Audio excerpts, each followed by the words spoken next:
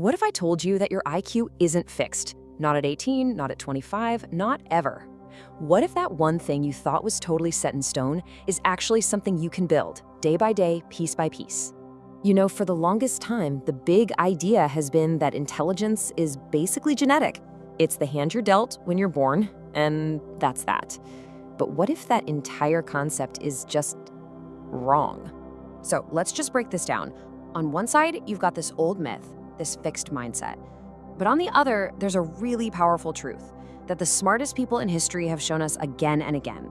Intelligence isn't some static thing you have. It's a dynamic skill you can build. And you know what? Skills can always be trained. And history just completely shatters this myth. I mean, think about it. Albert Einstein, his teachers thought he was slow. Charles Darwin, just a totally average student who really didn't even like school.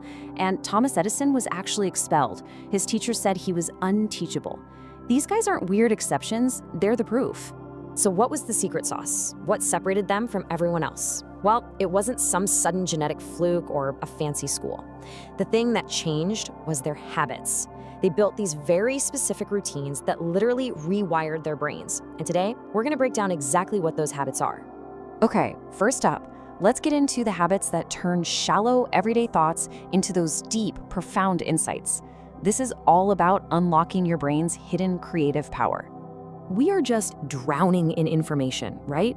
And we have this idea that to get smarter, we just need to consume more books, more podcasts, more articles. But the evidence, it points in the exact opposite direction. Real intelligence doesn't grow from just passively consuming stuff. It grows from active, focused, undistracted thinking. And there's some really cool science behind this. When you actually disconnect from all that noise, you light up something in your brain called the default mode network. Think of it as your brain's aha system. It's where you connect old ideas to make new ones, where you get those sudden flashes of insight.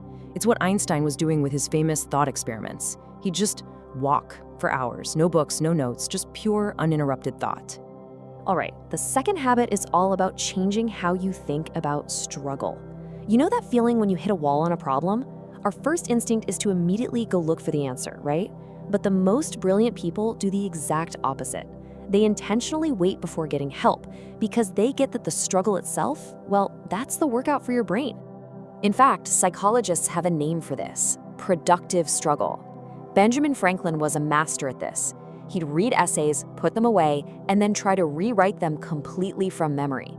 It was only after he struggled to remember that he'd go back and check the original. That whole process of trying, failing, and then correcting is what builds those deep, super strong pathways in your brain. Okay, so we've covered how to think deeper. But let's be honest, deep thinking can get messy, right? So let's look at the habits geniuses use to take that messy confusion and turn it into crystal clear understanding.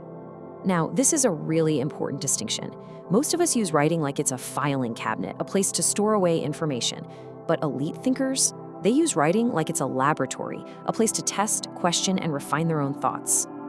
I mean, just look at Leonardo da Vinci's notebooks. They weren't these perfectly organized essays. Oh no. They were a beautiful, chaotic mess of questions, diagrams, and even contradictions. He was literally thinking on the page. And you know, research shows that writing by hand especially forces your brain to slow down, to spot the holes in your logic, and to make those vague ideas sharp and precise.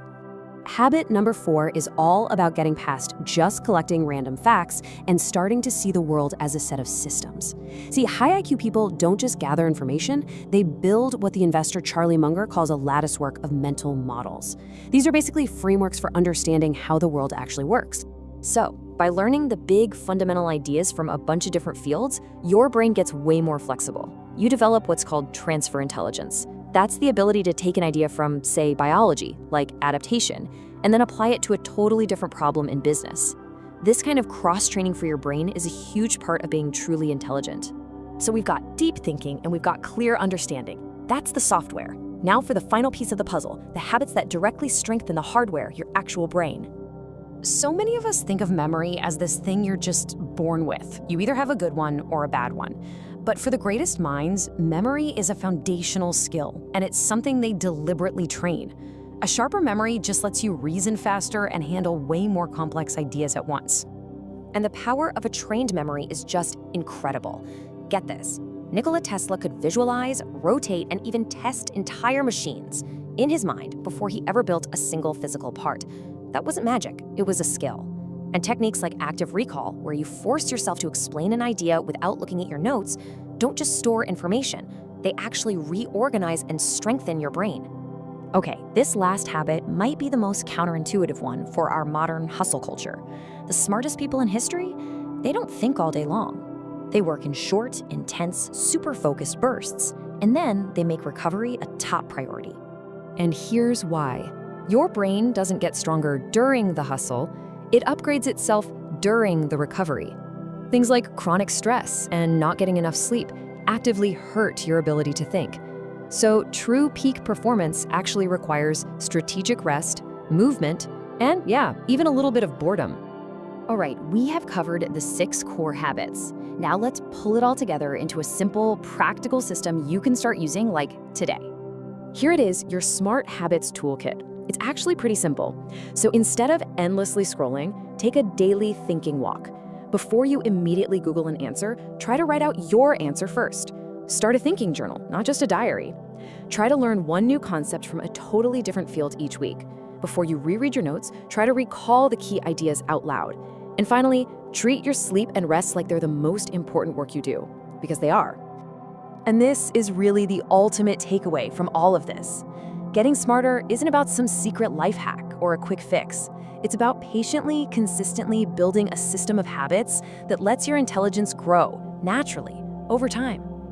So, as we wrap this up, the real question isn't whether you can become smarter. We've seen that you absolutely can. The real question is, which one of these proven habits are you going to choose to build first?